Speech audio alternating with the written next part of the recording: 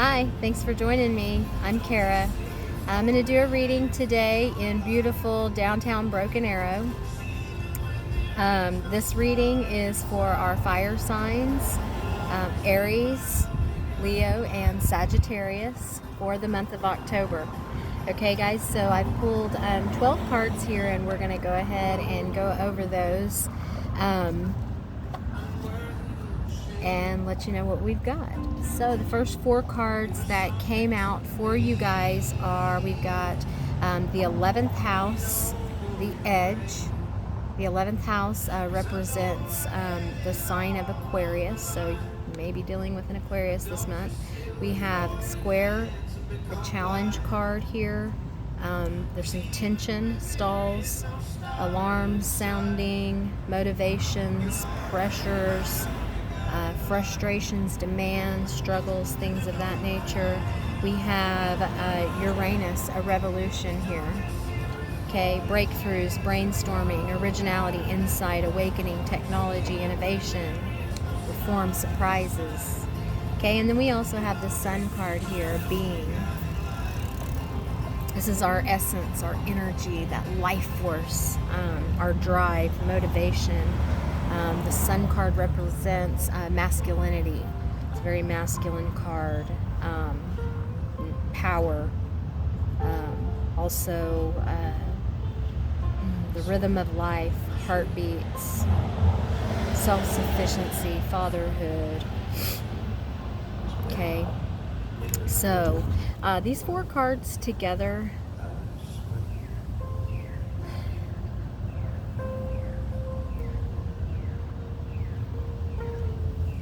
well, I feel like these four cards together, you may be having some issues on where to direct your energy this coming month. There is a lot of energy coming into play, so it's either going to wear you out. You've got a lot of things on your schedule, so it's going to be easy to be worn thin this next coming month, or how to fill your time. Maybe you've got a little too much time on your hands. When we get overloaded with energy, things like anxiety, worry, those things, sometimes they come from creative energy. Sometimes it's our body's natural way of telling us, that we need to get busy. So if we spend a lot of time on our butts and we're sitting around worried and depressed, that's just our natural, or worried and full of anxiety, which can lead to depression. But those things, that's our body telling us that we need to get up and do something.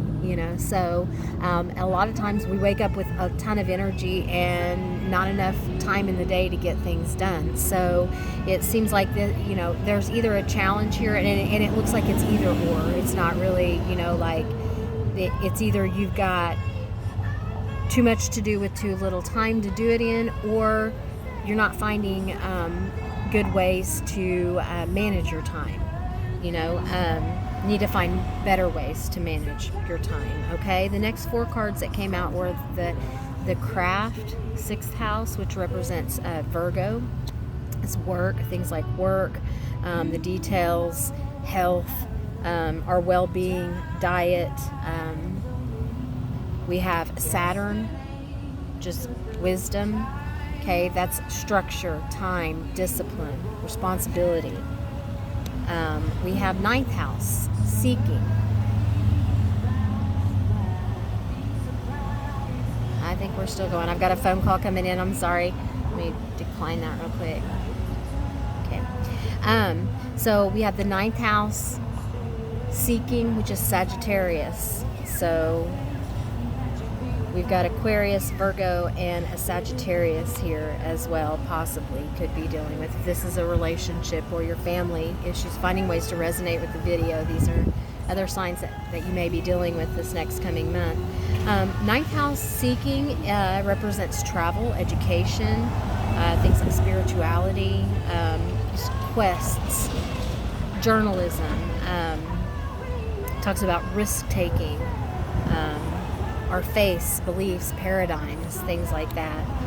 We have transformation here with Pluto, okay? Renewal of our inner resources, basic instincts, motivations, our drives. So there's definitely, you've got a lot of energetic cards coming through. You know, you may be here with the 6th house and the 9th house, you know, seeking out education for a new job or continuing education credits. You may be working on spirituality, your spirituality, creating a better lifestyle for yourself. These are things maybe that you need to do to fill the time. If you don't have enough time in your day, these are things that you can be doing, or things that you've been looking into, and that now would be a really good time to, you know, create that you know, spiritual routine practice. You know, get up early in the morning. If you are you know, into reading a Bible and, you know, doing a little Bible study in the mornings, or if that's not your thing, if it's more spending time in nature and you're more of a spiritual person rather than religious, you know, but whatever it is, it's, you know, feeding your soul. Listening to music, you know, is uplifting. You know, things that really just kind of drive and motivate yourself. You know, I think that's what you're working on. Maybe you're working also on education, like I said, education for your work. Maybe you might be doing some traveling, you know, for work. There is some, there's definitely a transformation here going on with your energy, and it needs to be directed in the right ways, right? Okay, so the last 4 cards that we have here are complexity. I don't know how to pronounce that word, quincux. I don't know how to pronounce that top word there. Okay, complexity here. Something that puzzles, mystifies, complicates, contradicts, regarding the 12th house, which is Pisces, surrender. Okay, Pisces is the house of surrender. It's our subconscious mind, compassion, dreams, karma, things that are mystical in nature, things also that are healing, spiritual, the unseen world. Pisces lives in the unseen world, right? Okay, and then formally here, who we have that has shown up are Taurus, the bombshell. So if your situation is regarding love, I've got a message for you. Just came through. I've got a message for you, but we'll go through this first as relating to your energy. Taurus, the bombshell, and Aquarius, the innovator. Okay, so here you may be struggling with, again, this energy, what to do with it. You know, you want to keep it earthly and practical, and you may be also taking a liberal approach to, you know, delving into earthy and practical things, being your family, your work, things that, you know, you thrive on daily, the material possessions, you know, your safety and security, you know, paying the bills, you know, making sure your responsibilities are met. But then also delving into this maybe experimental, unique, even disruptive, edgy, eccentric type of activities to fill your time with, right? Okay, so those would be the things like, you know, workout routines, and, you know, getting together, socialize over coffee and talk about philosophical things, you know. That's really what your reading is about, kind of surrendering to creating a routine that is good and healthy for you. So, and if you're trying, if it's not enough hours of the day, you know, sit down and look at how can I fit in these things that I need to do to keep myself maintained, to keep me happy and healthy. I need to wake up every morning and take a shower, get a cup of coffee, sit down for 20-30 minutes and read the paper, study my Bible, and make breakfast for the kids, those type of things. That's a well-balanced routine in the morning. Actually, I don't get up and do that every day, but that's a very earthy and practical thing to do, and then you're spending time with yourself, making your coffee, your shower time, sitting down, reading, whatever it is that, listening to music in the morning, whatever that is, if wherever you can fit in time for yourself, do that. Look at your schedule and see where you can fit in these little things that are important to you to be able to maintain and sustain your current relationships and your own healthy status. So now for a love reading here, I've got could be dealing with an Aquarius or a Taurus this next month. Okay, it looks like you may have two options. It looks like you have two options in love, and they're pretty different. You have maybe a very earthy person. You could be dealing with any of the earth signs, specifically maybe Taurus, but you could also be dealing with a Virgo or Capricorn. Okay, these people are grounded. They have values, strongly based in the 3D, in the material, in the physical, in the what you can see and touch, type things, core values, good work ethic, and then this possibly an Aquarius who's an innovator, who's very radical, experimental, liberal, edgy. They may be a little bit detached from reality, but they're fun, free, free spirits. They just pow. That's what I get, cool, and then, so that could be the scenario. If that's not the scenario, then you may be dealing with your love situation may actually be dealing with the spiritual connection. It could be that you're dealing with a soulmate here, and you're trying to find out how to make time for your soulmate connection. Or the complex issues that you're having with. Now, I truly believe that you've got some time issues and some energy issues here that you're definitely going to have to work on. But if this is a love reading for you, if that's what you kind of came here to resonate with, you've got the Taurus or the Aquarius scenario that may pop into your life, or you could be juggling two people, or you may have started seeing someone recently, and I feel like it's just this heavy, reason to pull in spirituality, that religion.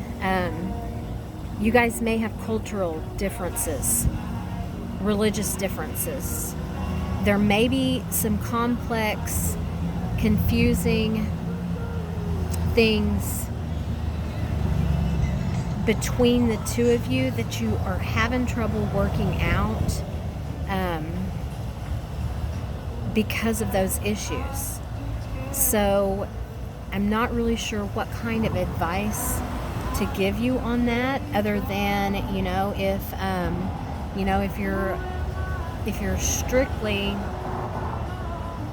closed off to dating outside of your own spiritual preferences, then it's probably a good idea to set up strong boundaries for yourself to begin with. Don't spark conversations and go places where you're not going to meet, people who are of like mind, if you're closed off to those type of connections. If you're really trying to gain a new perspective on different religions, different backgrounds, different philosophies, those kind of things,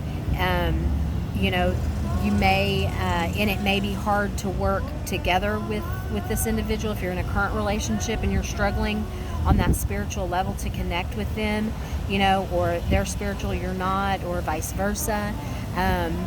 You may consider, expanding your perspective just a little bit more. Maybe there are some cultural or spiritual practices that are different than what you're accustomed to, or vice versa. Maybe they're not accustomed to yours, and it would be a good time to communicate just overall value systems and beliefs, as far as just down to basics, how you live your life, and start from the core of those beliefs. And I think you'll see that those core belief systems, whatever it is that is complex and is puzzling about, whatever the scenario is that you're dealing with in love or in your relationship, you'll see that the core values are the same. So how can you build from the core up, and then bring that spiritual or religious practice, whatever it is that is different, the culture, cultural difference. How can you incorporate that in from the bottom up? That's always, seems like the best way to go with relationships. But that's not always how we get into relationships. We kind of throw ourselves in there and then figure out, oh, hey, we're really maybe a little bit more different than we thought. I don't know. So we don't always think about that, starting from back to basics, okay? But that might be a good approach to take with, your scenario this next month is, okay, realizing, well, we're all the same on a certain level. Let's look at this from the basics and see where we can go from there, and try and improve on the situation, or try and get to a middle ground, somewhere where we can meet a happy medium, and move forward with this, because you've got a lot of energy coming through this next month, whether you sit on the energy through worry, despair, anxiety, focusing on the past, looking too far into the future, all of that, it stagnates and stalls our growth and doesn't get us anywhere. Also to overdoing it, and with not enough time, spending too much time at work and too much time focusing on, the earthly things, and not feeding our soul music, laughter, comedy, workout routines, healthy exercise, diet, just taking the time out to, just getting enough sleep, healthy routines, those kind of things, make all the difference in the world. So anyways, hope this video helps or resonates with you guys. At least gives you something to think about for the next month. Enjoyed it. Thanks, fire signs.